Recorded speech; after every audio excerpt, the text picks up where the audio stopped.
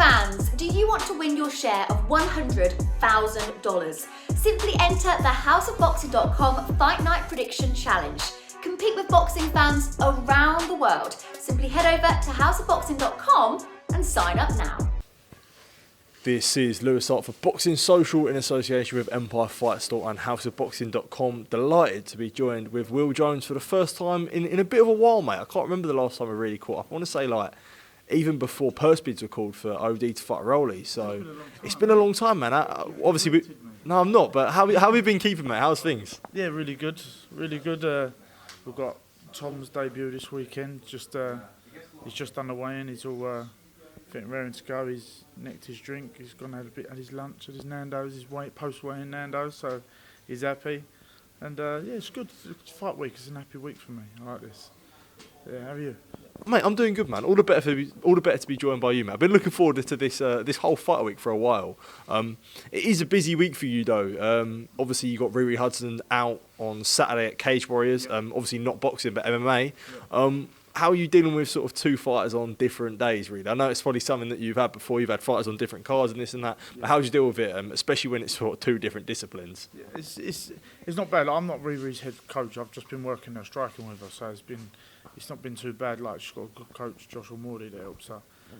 So my priority's been Tom. I've got Riri's weighing in the morning, so I've got to get trained back into London in the morning, then back here for the showtime for Tom, and then Saturday night is Riri's fight. And it's been good training her. She's an amazing talent. I do think she'll get to the UFC in no time. Her pro debut as well. So yeah, it'll be good.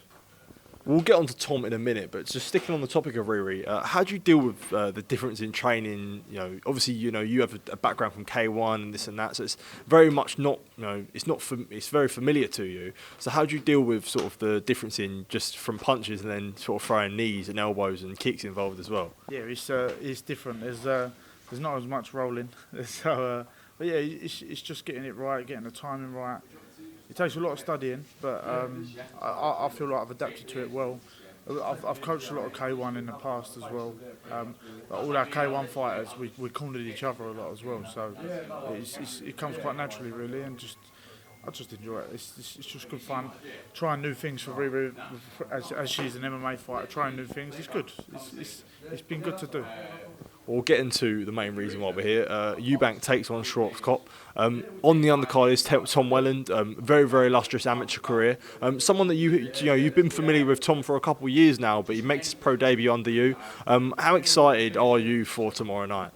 Yeah, I'm really excited. Like I was saying earlier, like you've got these fighters that have been with me a while, and you've got like OD where he is, but there's nothing more exciting than watching the talent of yours have his pro debut, and I'd be excited to see how he takes to the pro style, pro ranks, the fighters, the opponents, and I'm excited to see how the broadcast, the TV, everyone takes to him as well. And I think everyone will know Tom's name after tomorrow night's performance.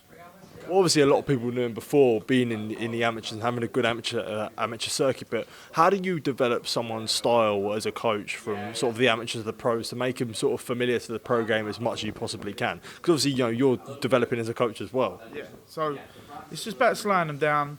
It's not like 3-minute rounds anymore. It's just slowing the pace down, letting them know that like sit on your shots a bit. It's like Tom had a very much pro style anyway.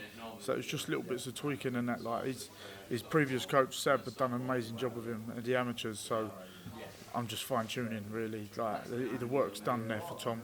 Just this is the start of our journey now, and see what we do. One thing you mentioned there is about building it from the ground up. It must feel a little bit better building someone from. Well, obviously but building him from the ground up in a professional style because he does have success in the professional game. With yourself, you can show that sort of you was there with him at the start. Does it feel like that means like a little bit better for you?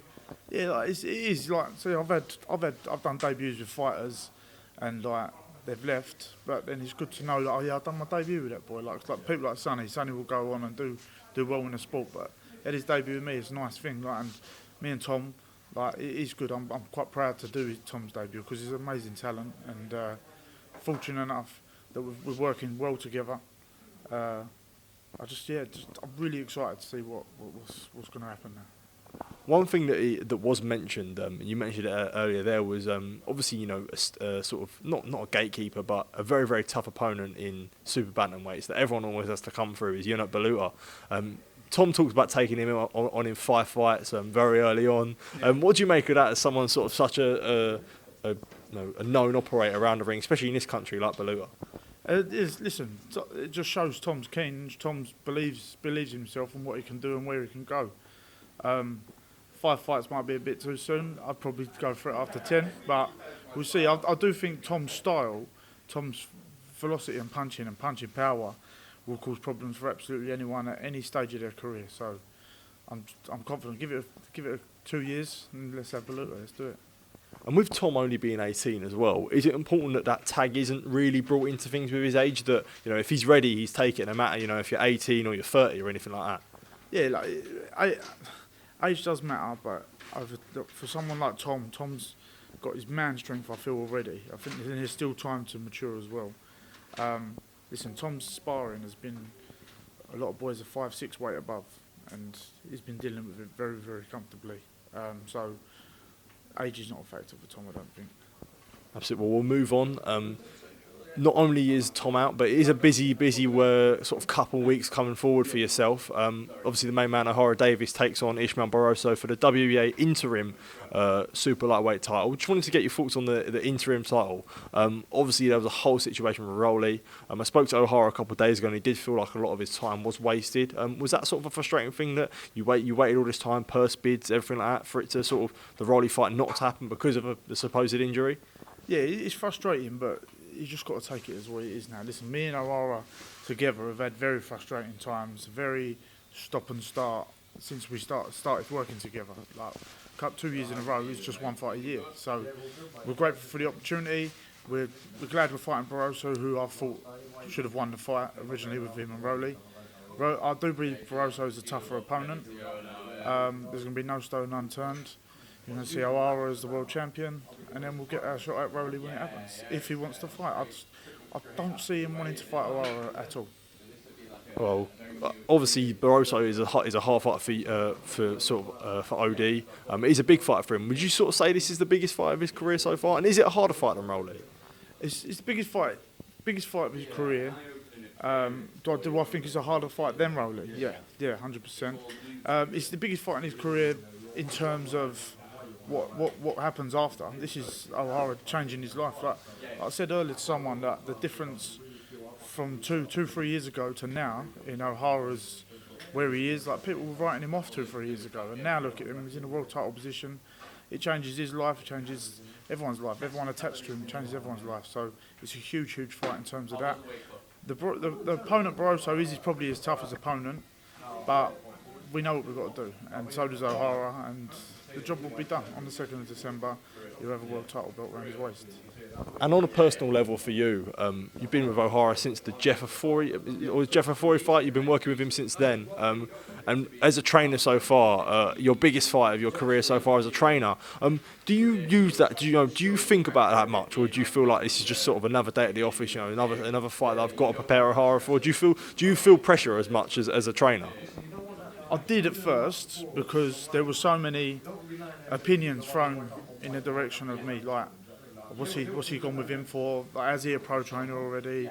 Not been in long enough. But listen, I've worked hard. I feel like I've proven myself that I'm doing all right at this job. Do you know what I mean? I don't let the occasion get the better of me, because I just look after the fighter. It's them that does the performance in the ring. It's about them on the day, so the emotions shouldn't be affecting me, do you know what I mean? So I'm just excited. I'm excited. This is my goal is to get a world champion. I honestly do believe this will be just a start. I think I'll get a few world champions. And with 2023 coming to a close, how would you look at the development of the gym? Obviously, you've had people come in, people depart. Sonny, you mentioned there. How would you look at 2023 as a whole, as sort of, if you sort of looked at a review of it, how would you sort of assess it? I could sum it up. It'd be in one word. It'd be as a year of learning. Working with certain people, how to treat fighters, how fighters treat you, catering to everyone individually, time management. Yeah, it's just a lot of learning, and I feel like I've gained more in this year than I've had in the other years of being a pro coach. So, and listen, I'm open to learning, and I'll forever learn. I'll forever take information in, and yeah, it's just the start. So there's a lot of learning this year. Boxing's, as much as I love the sport, is very cutthroat as well. Is it important to still learn, because you are still new as a coach? You know, it's not been for many years, especially the guys that you think you rub shoulders with and the guys that you're getting well with. They've been doing it for probably a decade or a couple decades now, and for yourself, you haven't been doing it for too long. So is it important to understand that I've made mistakes, and in the future I probably will make mistakes? Is it important to accept that? Yeah, listen, you can't be ignorant to it. You've got to learn from the mistakes. Raise your hands. Like, for example, the Jordan fight. Like, maybe that was a step too far and we shouldn't have accepted that fight, like the Ashley Lane fight. Maybe it was, maybe it wasn't. I do believe on a night, 9 times out of 10, Jordan would beat Ashley Lane. It was just one of them punches that set a chain of events, and I had to stop the fight because of a cut. But it's just one of them things. If you're not open to learn or take information, then you're not going to get nowhere. So you've got to drop your ego and take what in.